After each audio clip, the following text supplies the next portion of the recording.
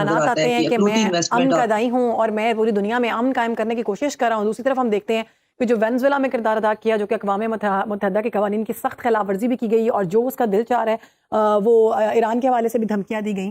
तो आप क्या समझती हैं ये अमेरिका किस डगर पर चल पड़ा है? और चीन की अगर हम बात करें तो ग्रीनलैंड में सरमायाकारी की कोशिशें और अमरीकी रद्द-ए-अमल इस खत्ते में ताकत के तवाज़ुन पर कैसे असर डालेगा?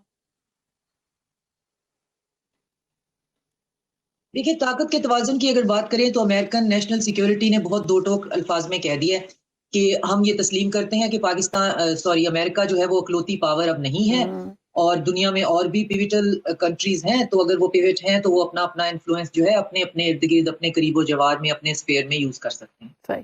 तो इस पे अगर मान लिया जाए तो फिर तो आप कड़वा घूंट पी सकते हैं कि जी लैटिन अमेरिका जो है सारे का सारा लातीनी अमेरिका जो है वो अमेरिका का मोनरो डॉक्ट्राइन के अंडर जो है वो उनका स्फीयर ऑफ इन्फ्लुएंस है।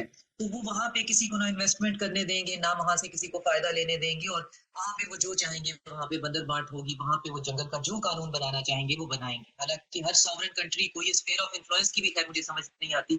तो हर सॉवरेन कंट्री को ये हक होना चाहिए, लेकिन चलो उनकी सॉवरेनिटी को वो कुर्बान करने को तैयार है। मगर मसला ये है कि ये वहाँ तक सिर्फ रुकने को तैयार नहीं है।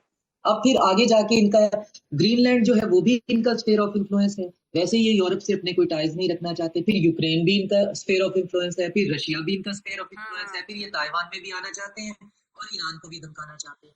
तो इसमें अपनी नेशनल सिक्योरिटी में इन्होंने लिखा है जी हम रियलिज़्म की फिलॉसफी पे अमल करेंगे, पर हमारी रियलिज़्म जो है वो फ्लेक्सिबल है। फ्लेक्सिबल रियलिज्म का मतलब ये है कि हम जब चाहेगा हमें सूट करेगा तो हम स्फीयर ऑफ इन्फ्लुएंस की बात करके वेनेजुएला जैसे किसी और मुल्क को, नेक्स्ट क्यूबा को, हम उसकी गवर्नमेंट को टॉपल कर देंगे और कहेंगे सब चुप करके बैठ जाएंगे, हमारा बैकयार्ड है। हुँ। और वो फ्लेक्सिबल इतनी होगी कि जब हमारा दिल चाहेगा हम ग्रीनलैंड में चले जाएंगे, ईरान चले जाएंगे, ताइवान चले जाएंगे, मिडल ईस्ट में चले जाएंगे।